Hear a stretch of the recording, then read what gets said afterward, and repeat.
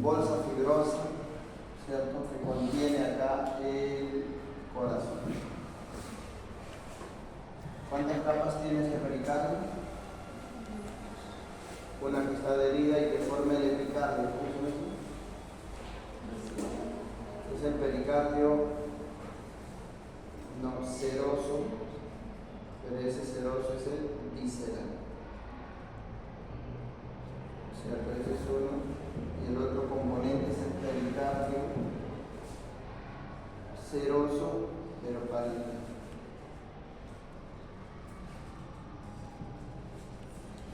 Entonces ahí está, es el pericardio seroso, pálido. Y lo de verde, ese sería el pericardio fibroso.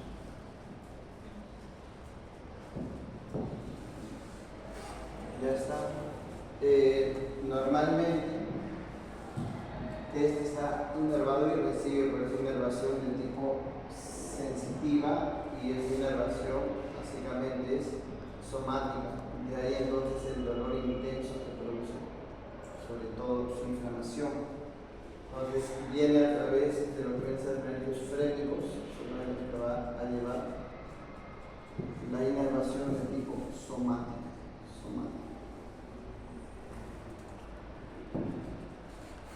A través de los llamados nervios pericardiofrénicos, así le llaman. ¿Ya? Entonces, sobre todo el pericardio fibroso, entonces, ahora, hablando de patologías asociadas a esto, tendría la pericarditis.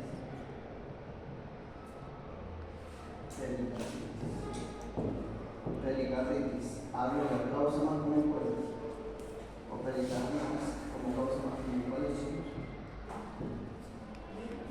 ¿Ah? ¿Qué hay pericarditis? Causas, etiologías. Infecciosas. Las infecciones, sobre todo, virales. ¿Un virus que esté relacionado a esto? Es uno de los virus más relacionados. Ya, virus de Coxsackie. Infecciosas, ¿qué otra causa? ¿Otra causa infecciosa común? ¿Ah? Bacteriana. Era reumática. La reumática, esto sería reumatológico. Causas reumatológicas, causas comunes, a ver qué tengo. La fiebre reumática, por ejemplo. ¿Qué más? Aparte de fiebre reumática.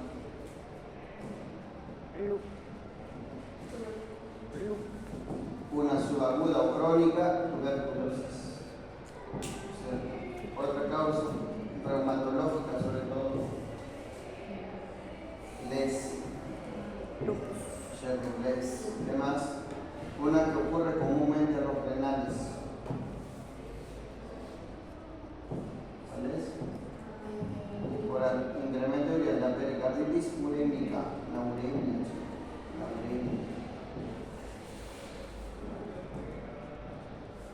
Uremia, LES, TBC, fiebre reumática, infecciones virales y ocasionalmente en los contextos de infartos. ¿De qué tipo sobre todo? ¿Qué infarto es de pericarditis? ¿Qué infarto? ¿IMA? ¿U o no U? U. O sea, tiene que ser transmural.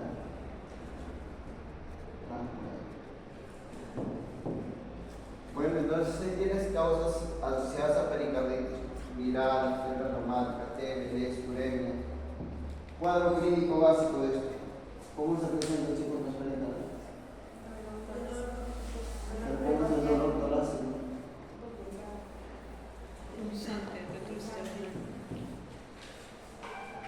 Clínica. Van a venir pacientes con dolor precordial. Se parece a IMA, ¿no? Dolor precordial, ¿qué más?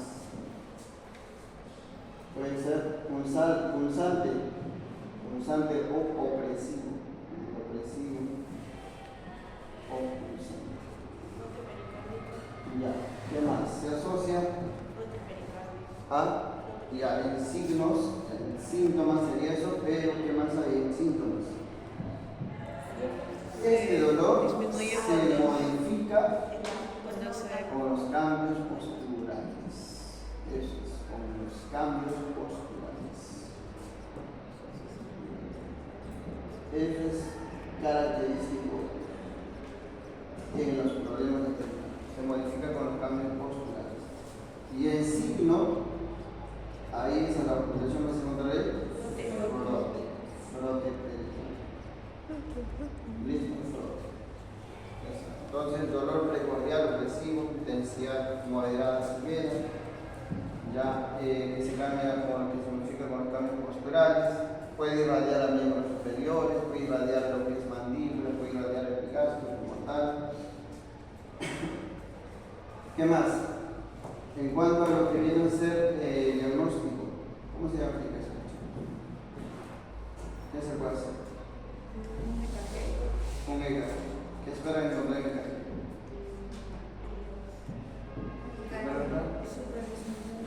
¿Ah? Taquicardia. Ya, taquicardia es parte de la clínica, ¿no? ST elevado. ¿Ah? Nivel. Supra. Encontrar acá tienes, a ver, P, U, R, ya.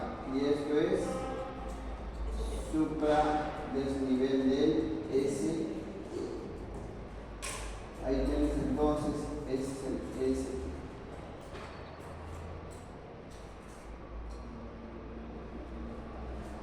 Supra desnivel del S. Ahí está entonces, eso sería el supra desnivel del segmento S. Ahora, este supra desnivel, ¿qué característica tiene? Concavidad. Concavidad superior o inferior. Inferior. No, superior. Superior. Claro. La ST con concavidad superior. Y esto es difuso. Eso sería el término que lo va a diferenciar mucho. Ya, en el caso clínico, generalmente este término siempre lo ocupa. ¿Qué significa? Que no hay una correlación de caras, porque el pericardio lo cubre todo. Entonces, yo puedo tener supradesnivel en derivada B1, en ABF, puedo tener en el ABL, o sea, indistintamente. Ya, entonces, a eso significa difuso, múltiples derivadas, pero que no tienen correlación como lo tiene el infarto, que sí correlaciona siempre con el vaso en la correspondiente cara. Pues eso significa difuso, ya, derivadas variables, ya, derivada variable.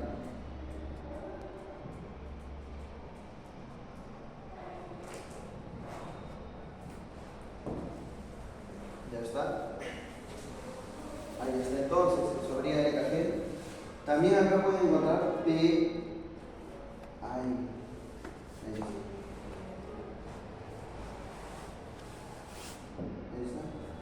Hay supradesnivel acá, pero hay descenso de PR. PR descendido y ST elevado.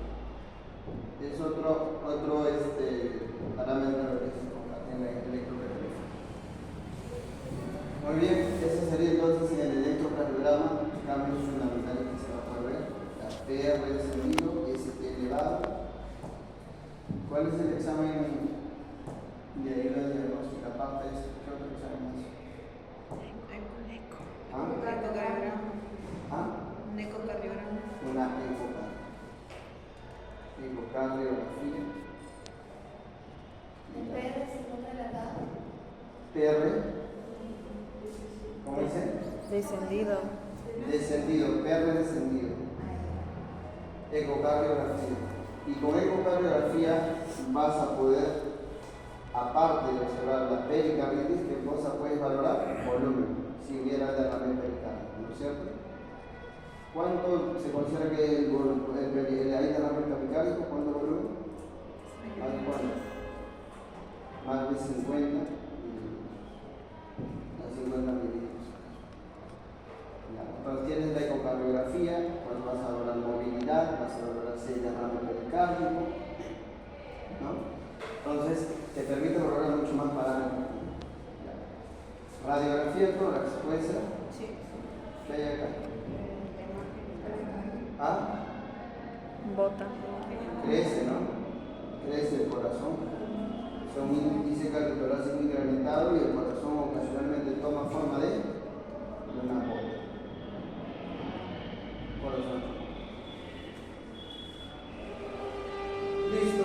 Más o menos en los casos clínicos esos datos tendrían que ir colocando. Entonces puedes usar radiografía de tórax, puedes usar lo que es electrocardiografía, ecocardiografía. El mejor estudio definitivamente es esta de acá, es más sensible.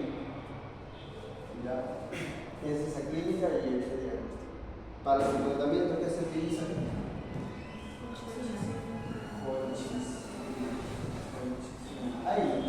ahí decimos muchísimo. ¿Qué hay de sobre todo? Índoles. Ahí es. De todos los lados viral.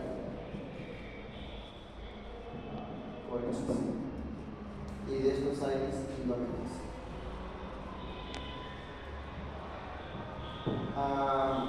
En cuanto a lo que viene a ser pericarditis, también puede haber traumática, ¿cierto? Pericarditis traumática. Y cuando es traumática, ocasionalmente puede cruzar con hemopericardio, ¿cierto? O sea, derrame pericárdico, pero ya. Ahora, cuando es causa, hay derrame pericárdico, una de las cosas que se puede hacer también es la punción de lo que viene a ser pericardio y sobre todo la extracción del líquido pericárdico para poder valorar, ¿no? Todos los parámetros que normalmente puede evaluarse como si fuese un derrame pericárdico.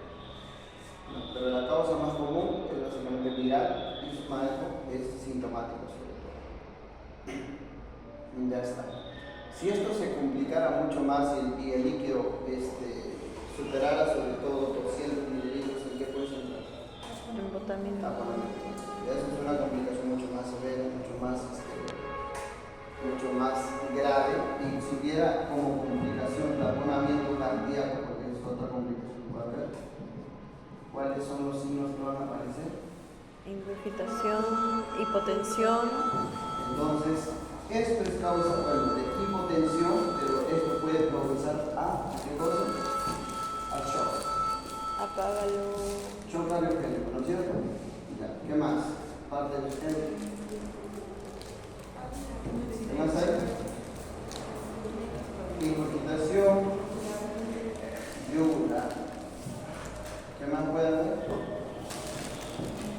Y hay ausencia de ruidos, ¿cierto? Esto implica decir básicamente matidez. Matidez. El manejo en este contexto, ¿qué se hace?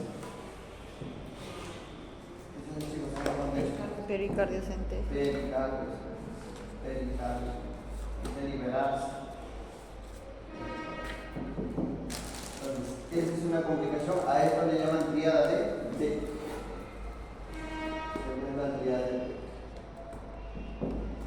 Triada de Beck. Taponamiento cardíaco, función yugular y ausencia de ruido. En lo que es el pulso venoso, ¿se puede usar esto? Sí, ¿no? ¿Cuáles son las zonas afectadas en el pulso venoso? Entonces tienes acá, ¿qué onda es esta? A. ¿Qué onda es esta? V. ¿Qué onda es esta? X y esta. Entonces ahí tienes pericarditis y ahí tienes taponamiento.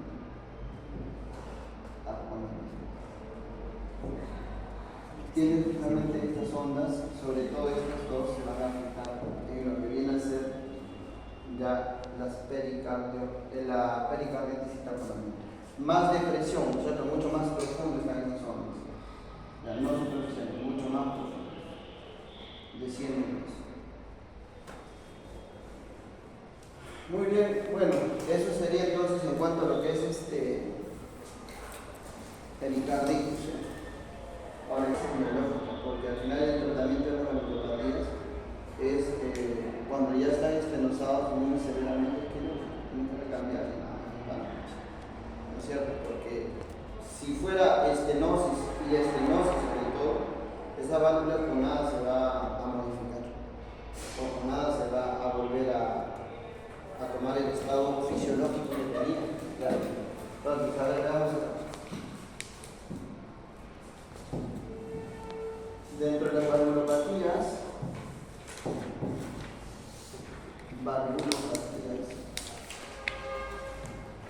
dos, a ver acá, una es estenosis, la otra es insuficiencia. Hablando de las estenosis, básicamente aquí válvulas, sobre todo rígidas. Válvulas ya laxas, sobre todo laxas. En las estenosis, dependiendo, ¿no? A ver, veamos acá el corazón izquierdo, vamos a encargar el corazón izquierdo. Ahí.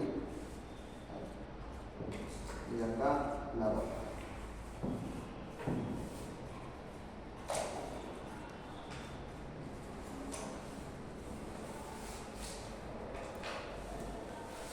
Acá la mitad.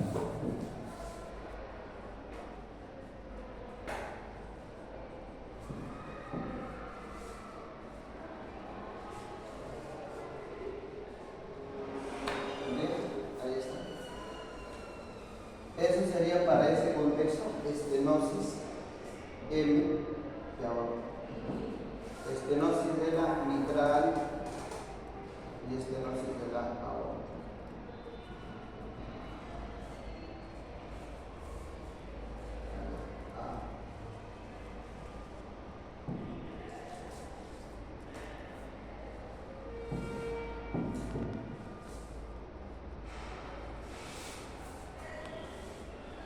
Ya está. ¿Qué pasa cuando estas válvulas están estenosadas? ¿Cómo se presentan clínicamente? La mitral, por ejemplo. Característicamente tenemos que diferenciar sus soplos. Eso es lo que creo que se considera algo importante y básico para poder diferenciar, ¿no es cierto? Tienes ahí aórtica, tienes la mitral. ¿Cómo sería el soplo en caso de estenosis mitral, chicos? ¿Cómo sería el soplo? 1, 2. Entonces, ¿cómo sería el soplo? Está lleno. ¿Cuántos tiempos se vacía esa aurícula? Porque el problema va a ser cuándo va a soplar. Cuando hace sístole o diástole. La estenosis mitral, ¿cuándo? Diástole. Diástole. ¿Y en diástole qué pasa? ¿Qué pasa en diástole? En diástole la aurícula vacía la sangre al ventrículo. Ahí es donde va a soplar. Pero para que esto pueda vaciar al ventrículo, lo pasábamos, decíamos de que esta válvula tiene que perder presión. O sea, tiene que ganar la aurícula, tiene que tener más presión que el ventrículo. Ahí la válvula se abre. Pero como esta válvula rígida, tiene dificultad. Y lo primero que aparece cuando se va a abrir y está rígida es un ruido. Ese ruido rígido, de la rigidez, ¿no?, que genera la apertura de una válvula estenosada, sea mitral o sea tricúspide, estamos en el lado izquierdo nada más, se conoce como chasquido. Entonces, cuando te hablo de chasquido, ya tienes que pensar de que esto es aurícula ventrícula. O sea, no hay chasquido para lo que viene a ser, pues, lo que es válvulas aórticas pulmonares. Si hablan de chasquido, ya tienes que orientar. Todos tus claves tienen bien o mitral o tricúspide. Nada más. Eso es chasquido. Un chasquido de apertura. Eso es lo primero.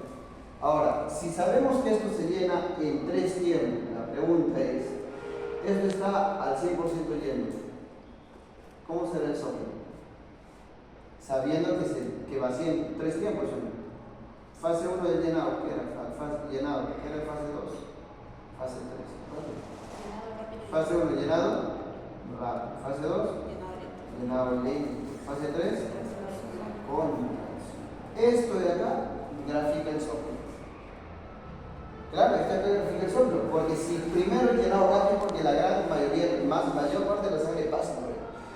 Y si pasa la mayor parte de la sangre, entonces significa que ese soplo primero va a ser enorme. Porque sopla más fuerte al inicio, entonces va a soplar, baja. La sangre va pasando, a medida que pasa, el soplo se va haciendo menos intenso. Entonces, ahí está, y así va a ir. En el llenado lento, baja, se linealiza más. Y en la última fase, que era 20%, vuelve a soplar.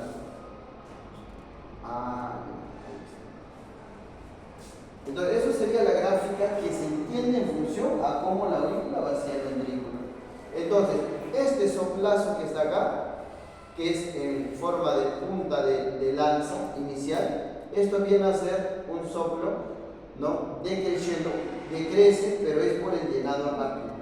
Esta parte horizontal me representa el llenado lento, y esto de acá es la contracción de la aurícula, que básicamente elimina 20%. Entonces, ¿cómo lo llamarías y catalogarías al soplo de la estenosis mitral?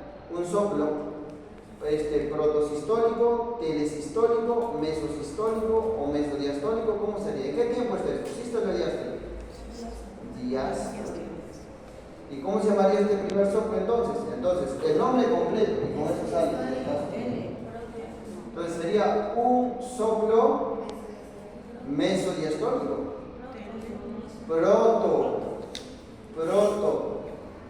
Proto ¿qué? Diastólico. ¿Qué más? ¿Cómo se llama esta cosa? Con refuerzo. ¿Qué refuerzo? Ya está al final de la diástole, telediástole. Es un soplo protodiastólico con refuerzo telediastólico. ¿Por qué refuerzo? Porque al final se escucha un segundo soplo por la contracción de la aurícula. Y chasquido de... chicos, esa es la clínica clásica.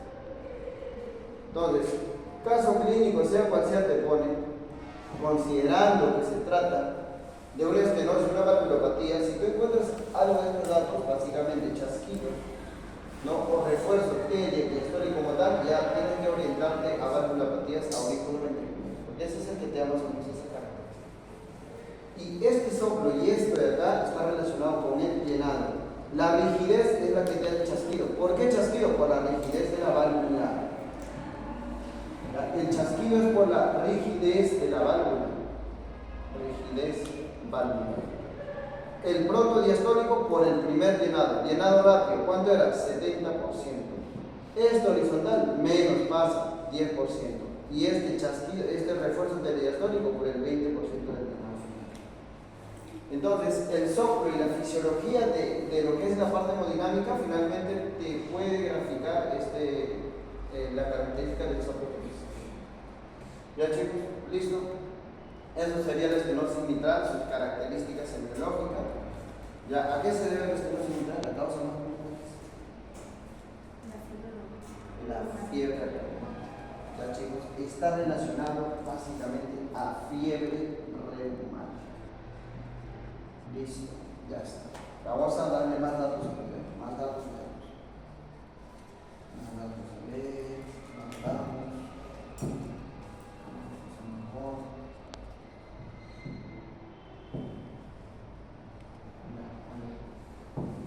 ¿Qué más hay? Ya. Yendo a ver ahí, a ese dibujo nada más. Tengo entonces en la parte semiológica soplo, ya. Hago un soplo y ya está. ¿Qué más va a haber? ¿Qué otra cosa más aparte del soplo? ¿Qué más van a encontrar, chicos, en esta situación? ¿Qué otra cosa? ¿Cómo está el pulso? Entonces, en valvulopatías, soplos, pulsos. Soplos, pulsos. Diferencia mucho eso. ¿Cómo está el pulso? Pero miren, nada más. Deduzca. Torres, despierta.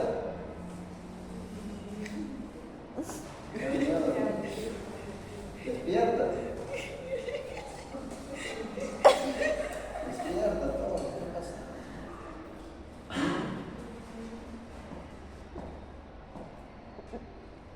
Chicos, pasa más sangre, poca sangre. ¿Cómo está el volumen? Ya dime, ¿cómo está el volumen telediastólico? Estamos hablando solo mitral. La primera, ya vamos a tratar con mitral. ¿Cómo está el volumen telediastólico? A ver, reduce. Disminuido. Muy bien. Y si el volumen telediastólico está disminuido, ¿qué pasa con? Considerando que esto no está allá, vamos a así pasarlo por partes. Ya. Estamos considerando que esta válvula está normal. Ya. Pero volumen telediastólico, ¿cuánto era lo normal? 120. Ya. Considerando que no es 120, menos de 120. Se da la sístole y en la sístole sale. Te pregunto, ¿cómo se distiende el bulbo de la aorta? ¿Normal o menos distensión? Menos. Pero a la velocidad normal. Se distiende a la velocidad normal porque la válvula está normal, pero su distensión no es tan alta, no es lo normal. O sea, la velocidad sí, pero la amplitud no. La amplitud del pulso normalmente tiene dos onditas y tiene un notch. Entonces, esta amplitud no es la misma. Entonces, ¿cómo sale ese pulso? ¿Cómo es ese pulso? ¿Tarda en salir? Sí. ¿Seguro que tarda? Tarda siempre y cuando la válvula o está mal. Esa válvula está normal, no tarda. Entonces, no es un pulso tardus. Pero, ¿cómo está el volumen? Bajo. ¿Y cómo está la altura del pulso? ¿Cómo será? ¿Normal o disminuido? Disminuido. ¿Cómo se llama ese pulso? Que es mucho más pequeño. Parvus. Eso es. El pulso es parvus, pero no tardus. Entonces, el pulso es parvus. Y si quisieras sustentar, ¿por qué? Por disminución del volumen tele. Esa es la causa. O sea, te puedo preguntar para que puedas aplicar tu razonamiento en lo que es tu teoría básicas a estos casos. No necesariamente decir la clínica de esto, para que me digas diagnóstico, no.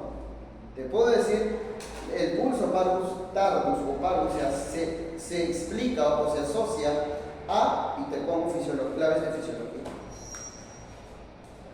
¿Se puede entender o no? ¿Se entiende o no? Sí, todo se entiende, porque toda la fisiología de la básica lo entiende con la parte patológica, se correlaciona con la parte fisiológica. Entonces tienes ahí pulso parvus, disminuye el volumen telediastólico, esa disminución o un volumen sistólico, y como sabemos que el pulso nace en el bulbo de la aorta, esa menor distensión genera pulso pequeñito, pero con frecuencia normal. O sea, la frecuencia la deja dentro de lo normal. La frecuencia normal con pulso pequeño. Y ese es otro. Muy bien, ya está. Esa sería entonces la estenosis de lo que viene a ser la mitral. ¿Qué más hay por ahí? Ahora, la otra parte que siempre te van a mencionar por ahí. La otra parte. ¿Qué va a pasar con la aurícula? Distende. Si el volumen telediastólico está disminuido, ¿cómo está pues el volumen auricular? Aumentado. Aumentada. Entonces, acá decimos que lo que es la aurícula se distiende. ¿Y eso a qué conllevaría, chicos? ¿Ah? Dilatación. ¿Y esa dilatación a qué conllevaría?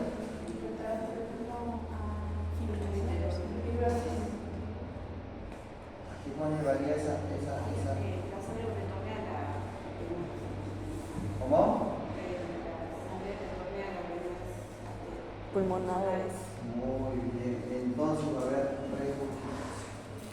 Y esa regurgitación va a llevar a esto, a que el pulmón se empiece a congestionar. Y entonces la sangre va a ir apareciendo acá. Entonces, esta valvulopatía iría con síntomas respiratorios. Entonces, dentro de eso tendrás congestión pulmonar. Y si te digo congestión pulmonar, a ver, ¿qué signos vas a asociar ahí?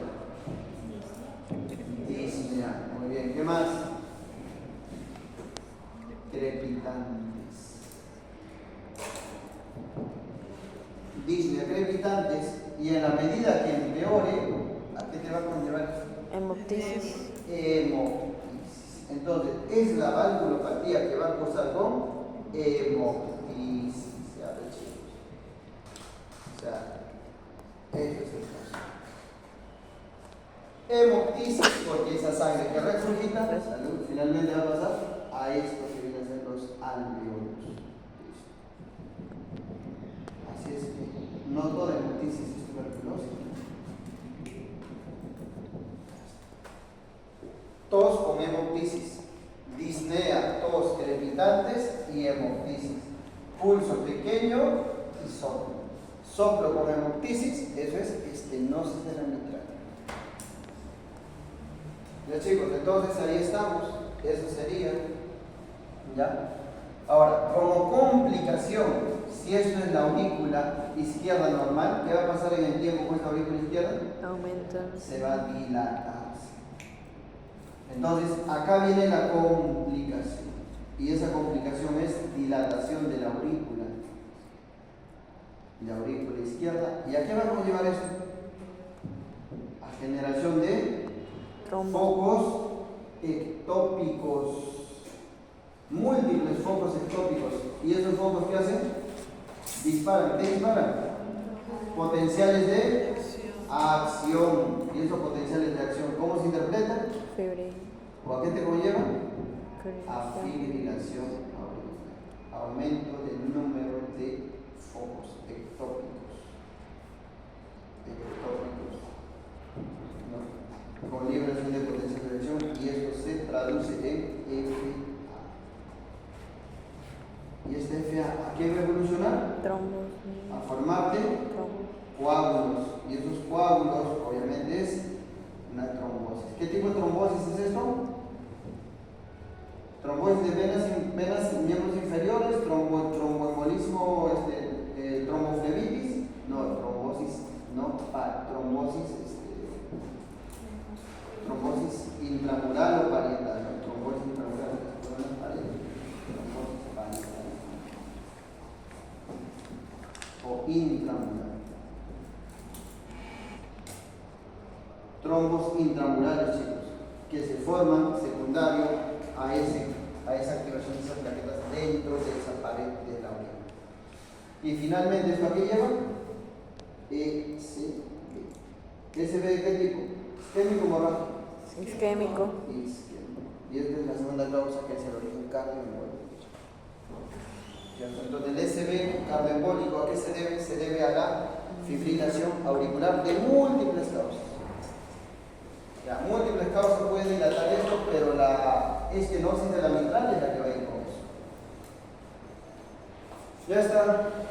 Eso sería fundamentalmente la clínica de la estenosis de la mitral. Veamos ahora la estenosis de la aorta. ¿Ya? Hay un soplo muy peculiar en esta, y te lo pongo como dato, y que se presenta justamente en estenosis de la mitral por Ferrer Romano.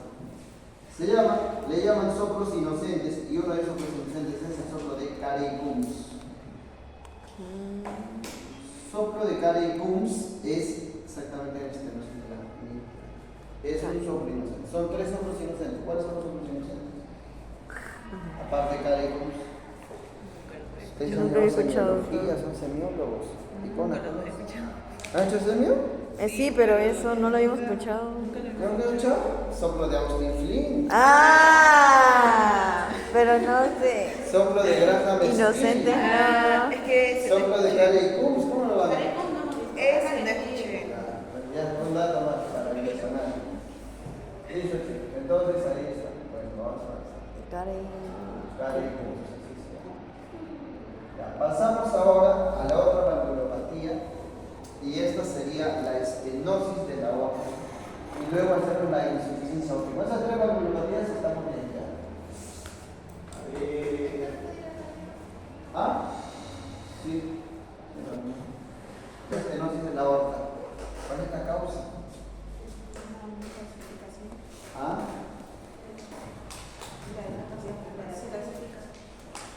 Ya. Adultos, sobre todo adultos mayores, calcificación valvular. ¿Cuál es el otro? Congénita, la más común. ¿Cuál es? Válvula bicúspide.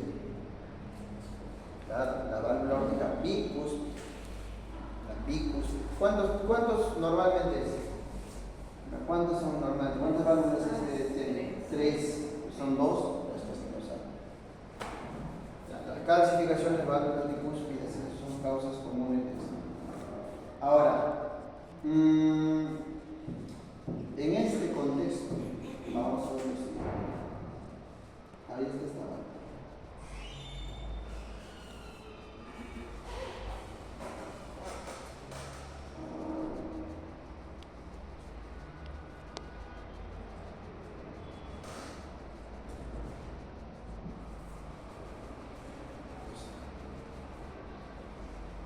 Veamos entonces qué va a pasar. Ya, en cuanto a su presentación clínica. Y para eso, acá sí ya necesitamos de esta. Aunque sea más grande.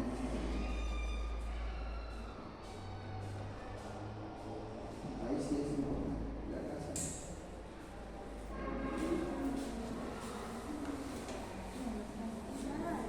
Muy bien. ¿Cómo se presenta, chicos, el soplo acá?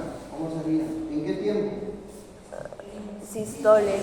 Sístole, ¿no? El ventrículo se contrae sístole, ¿no es cierto? ¿Qué tal? ¿Qué te parece el volumen del diastólico? ¿Cómo está el volumen del diastólico? Normalmente, por todo lo que baja. Aumentado. Aumentada y disminuida. Aumentada y disminuida. Por lo que entra de aurículo a ventrículo, normal. ¿No es cierto? Pasa normal. Los 120 debe llenar. Pero ¿cuál es el problema? ¿Por qué aumenta este volumen del diastólico? No pasa. Porque disminuye ¿quién? La El salida. volumen sistólico. Chicos, hemodinámicamente normal. ¿Cuánto era el volumen sistólico? 70. Entonces, ¿cuánto sale normalmente? Menos de. Sale menos de 70, está aumentado el volumen del diastólico, lo cual significa mayor de 120. Y te pregunto algo, en función a todo esto, ¿qué pasa con esta cavidad ventricular? Se En el dilata. tiempo, se dilata. Y esto sí es una dilatación patológica.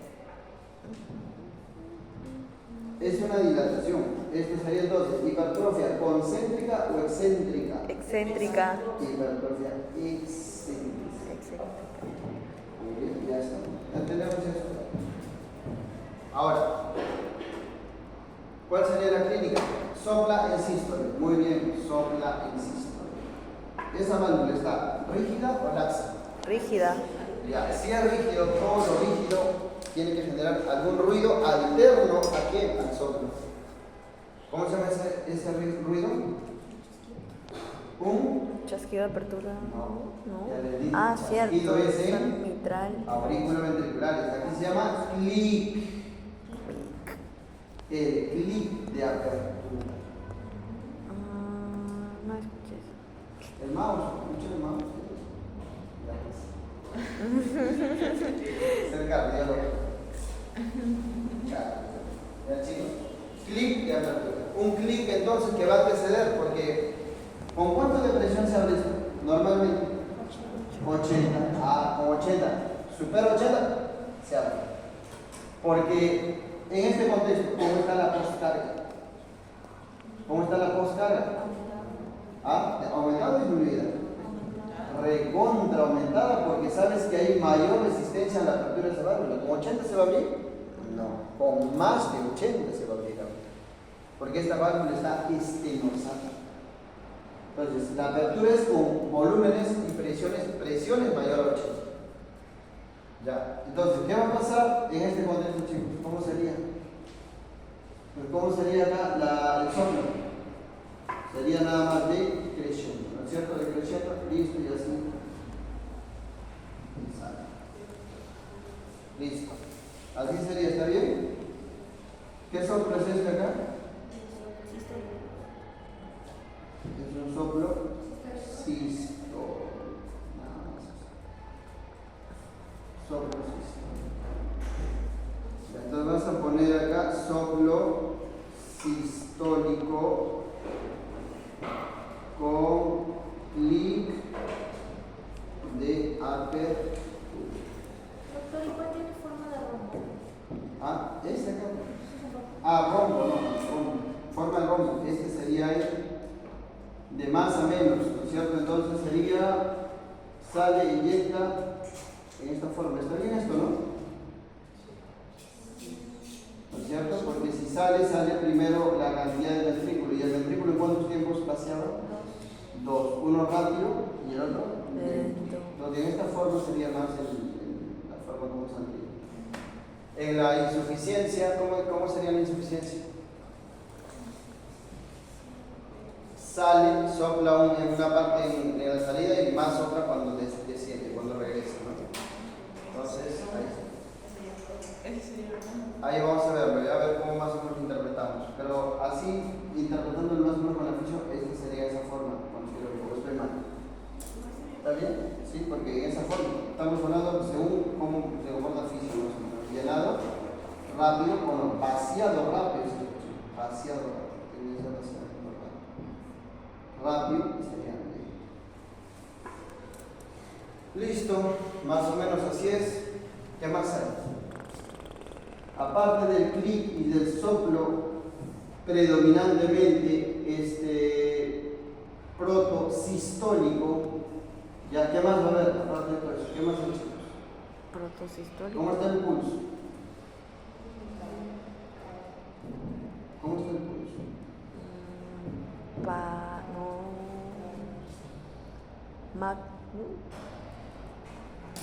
¿Cómo sería el pulso? Ya, para abrir, ¿tarda o sea de normal? No tarda. Y si tarda para abrir, entonces demora. ¿Por qué tarda, chicos, para abrir esa válvula? Destenosada, Porque tarrígida, tiene más posca. y necesitas más presión. Y como esto se retrasa, entonces ese pulso será Tardus. tardus. Pero te pregunto, ¿qué tal el volumen sistólico? ¿Normal? Está bajo. Y si el volumen sistólico está bajo, la distensión del bulbo es menor. Y si esa distensión del bulbo es menor, el pulso que se va a generar también va a ser Parvus. Entonces el pulso será parvus. Tardus. ¿Quedó claro esto? Sí. Así es entonces la estenosis. Es un pulso parvus tardus. Ya, es pequeño y es retardado. ¿Qué más? Ahora, si poco volumen sistólico sale, la pregunta es, para la regurgitación, menos sangre va a regresar.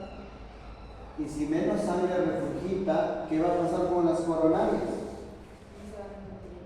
Menos sangre también va a entrar a las coronarias. ¿Sí o no? Porque ahí el problema ya son con las coronarias. Porque si el volumen sistólico baja, menos sangre regurgita también y menos sangre pasa a las coronarias. Entonces ahí es donde va a aparecer el resto de la clínica. ¿Qué habría entonces en esa coronaria? Entonces, flujo sanguíneo coronario, ¿qué tal? ¿Normal o disminuido, chicos? Disminuido. Disminuido. Flujo sanguíneo coronario. ¿Esto a qué te puede conllevar? A hacer angina. ¿Cómo está el flujo sanguíneo cerebral? Disminuido. ¿Y eso a qué te va a conllevar? 5.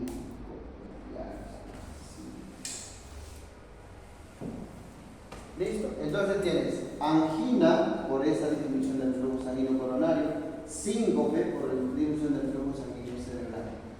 Y si más angina hay, más dolor precordial hay, entonces eso ¿cómo se traduce también en el corazón? Sabiendo que no están nutriendo bien los tejidos, en taquicardia.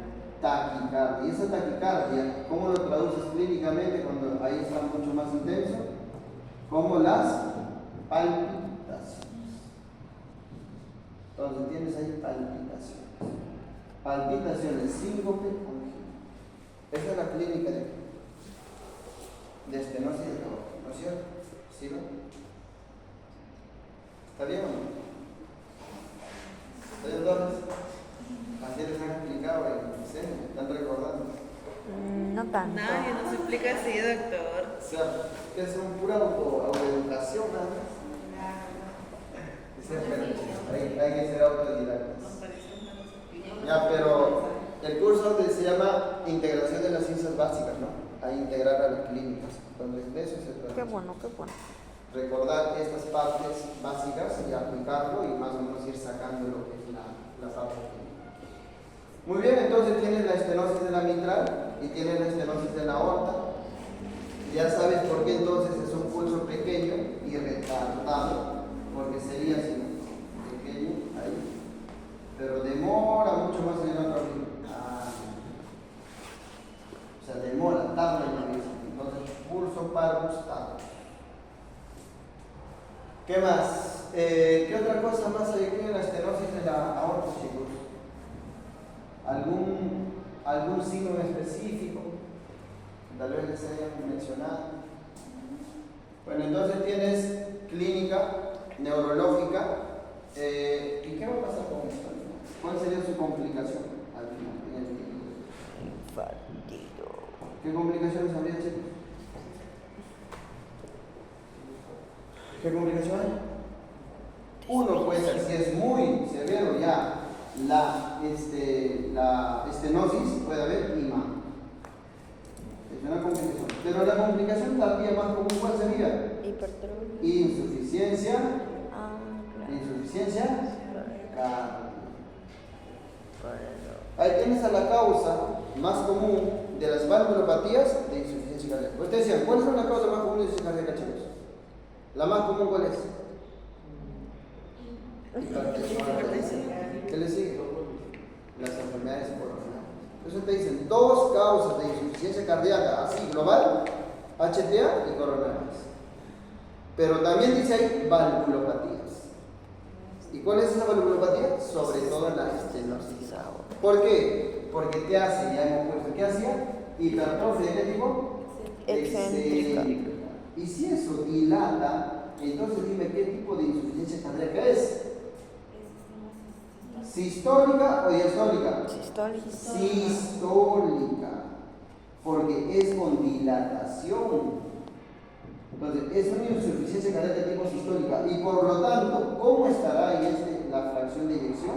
Disminuida.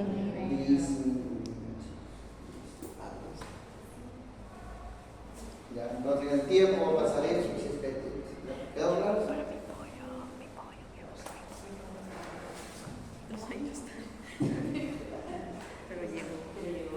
Ahora vamos a pasar a la insuficiencia de la aorta y con eso ya quedan las valvulopatías. Voy a comer pollo. Insuficiencia aórtica.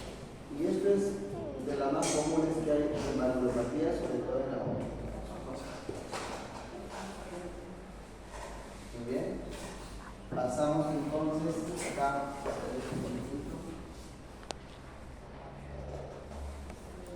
Que el problema es netamente aorta. Estamos considerando acá que el problema es en la mitral, solamente la aorta. Aorta. La sangre para la aorta llega normal, para la aorta llega normal, por la aurícula es normal. Pasa ventrículo, igual a la sangre. ¿Cuál es el problema acá? Es que las válvulas sigmoideas están muy laxas, ¿cierto? Entonces, válvulas sigmoideas laxas, totalmente están laxas, no son válvulas complejas. Laxitud. Ahora, ¿qué ocurre con estas válvulas sigmoideas que están muy laxas? No van a regular qué cosa, chicos. Cierre de las válvulas. El cierre de la Regurgitación. Ahí está el problema. El problema es que esa regurgitación no lo va a regular. Por lo tanto, ya.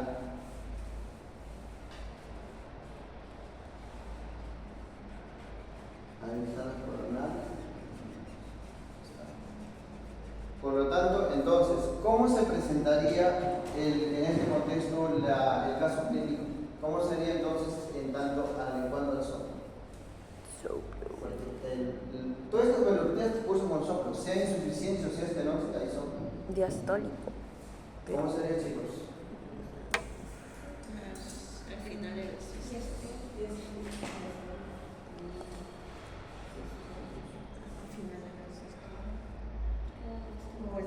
¿Habrá clic, habrá chasquido, habrá esas cosas? No. No, porque ya no es una válvula rígida. Al contrario, se abre muy rápido, ¿no es cierto? ¿Cómo sería en este caso la poscarga? ¿Cómo está la poscarga? Disminuido. Y si la poscarga está disminuida, entonces el volumen sistólico aparentemente debe aumentar. Porque sale más sangre, pues. No es que más rápido, debe aumentar ese volumen sistólico. Pero ¿cuál es el detalle de esto? Que así como aumenta la salida, regurgita y regresa y congestiona el ventrículo siempre, porque no está regulado. Entonces, ¿cómo estará por acá el volumen telediastólico? ¿Cómo está el volumen telediastólico? Aumenta. Entonces tiene sus parámetros. Poscarga disminuida con volumen telediastólico aumentado y sistólico aumentado. Si el volumen sistólico está aumentado, ¿qué pasa con el bulbo de la aorta?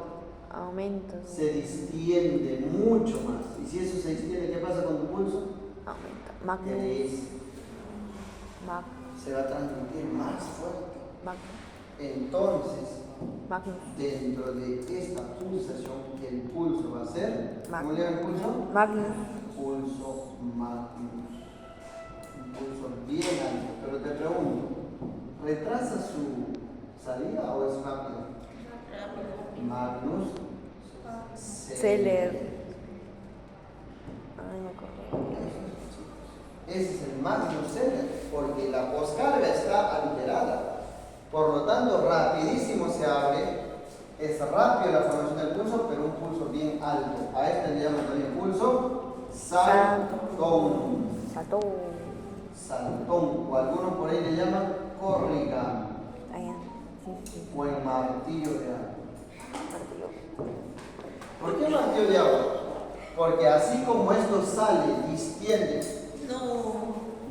el volumen sistólico, esto implica decir que el bulbo aórtico distiende más. Y el sístole sale y el diástole regurgita.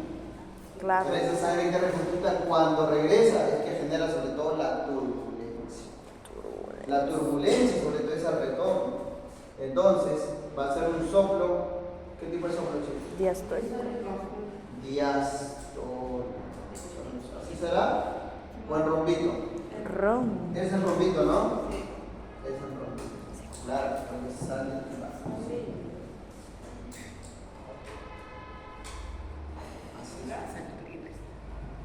Ya, listo. Entonces esto sería un soplo diastólico o sistólico. Diastólico.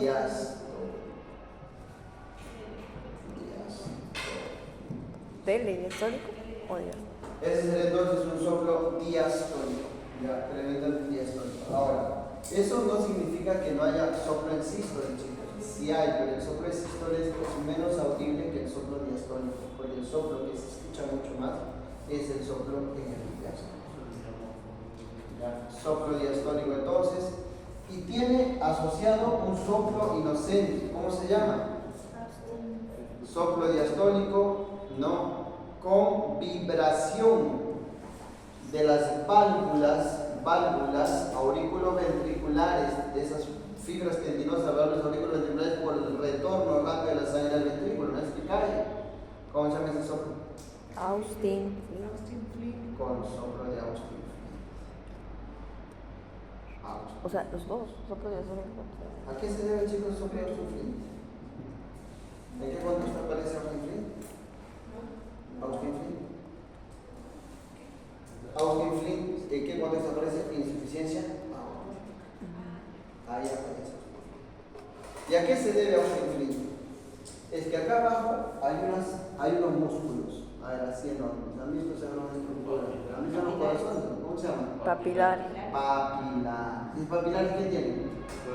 Cuerdas tendidas. Cuando regresa la sangre, regresa a gran velocidad que cae, hace vibrar el sistema. Y eso genera ese soplo de Austin. Básicamente. Pero ese es el rombo. ¿Ah? Ese es el rombo. A ver, pues yo les preguntaba, esto de acá, interpretándolo más o menos en rombo, ¿saldría o sería recto o en línea horizontal? No, me sale decreciendo. El rombo creo que era Sí, aquí me sale que es decreciendo. Decreciendo. Sí. O sea, cae más y baja. O sea, como la Claro. puntita de lanza, algo así. Ajá, sí sale. A ver, sopla, sale, baja. Aorta. Válvula aórtica. Insuficiencia. Sí, depresión. Cae, ¿no? Sí, Sí, sí. porque sale y cae, ¿no? Claro, regresa. Decreciendo. Decreciendo sería, ¿no? Sí, derecho. Uy. Decreciendo. ¿Y estenosis? ¿Cómo se escucha? Y el estenosis, que como es el rompito, no tendría mucho sentido, pero chicos. En el estenosis, ¿cómo es el rompito? Estenosis. Sí, ahí creo que sí es el rombo. Me sale, o sea, ahí habría un soplo sistólico. ¿En cuál? En rombo, ahí. Habría. En la Pero insuficiencia ya, aórtica. eso es diferente, por eso. Entonces, porque cuando regresa es distinto. Ajá, sí, el rompito no sería en la diástole. Exacto, entonces, porque no tiene mucho sentido de que eso sea decreciendo de arriba abajo. Entonces, sería, o sea, les digo, el soplo que tienen que considerar es el diastólico. Porque en el sistólico no sopla mucho, ese soplo no se escucha mucho. El soplo que se oye básicamente viene a ser el de la regurgitación. O sea, el soplo más intenso es de la regurgitación. Pero sí sale de que es decreciendo. El de regurgitación. Sí, sale que es decreciendo. Y el rombito que sale en la sístole. Ajá. Ya, entonces, Claro, sería. ya. Los dos. Entonces sería, con este soplo sobre todo, chicos, diastólico, ¿no? Asociado al soplo de Austin-Flint. Porque el soplo de Austin-Flint no se genera por la salida, se genera por el retorno. O sea, Austin-Flint se genera por el retorno de la sangre al ventrículo. ¿No es cierto? O sea, a eso se refiere con el soplo de Austin-Flint. Y por lo tanto, el soplo de Austin-Flint, ¿dónde estaría? ¿Al inicio o al final? Al Al final. final. Vamos a poner acá. Listo, chicos. Entonces, ese sería soplo en diástole. Esto solamente estamos colocando en diástole, chicos. Estamos colocando en la mesa. Ya, esto sería en diástole. Muy bien, entonces soplo diastólico o soplo de Austin-Flint. Ese sería. ¿Qué más va a haber acá? El hecho de que salga la sangre rápido y proyecte en toda la pared de lo que viene a ser estos vasos, el pulso, hace de que aparezcan algunos símbolos a nivel distal. ¿Ya? ¿Cuál sería su clínica en el corazón? ¿El corazón? Más o menos a ver acá. A ver, deducción. ¿Cuál sería su clínica, chicos? Aparte del pulso, ¿qué síntomas habría? Esto retornaría a la aurícula. ¿Qué síntomas habría? ¿Puede haber angina o no? No, porque hay sangre que sale. La sangre sale bien, ¿sí? Que ya, angina puede haber, pero puede haber angina. O no hay angina. ¿Cómo se da esto del paso a las coronarias, chicos, de la sangre? A ver, las coronarias, o sea, salen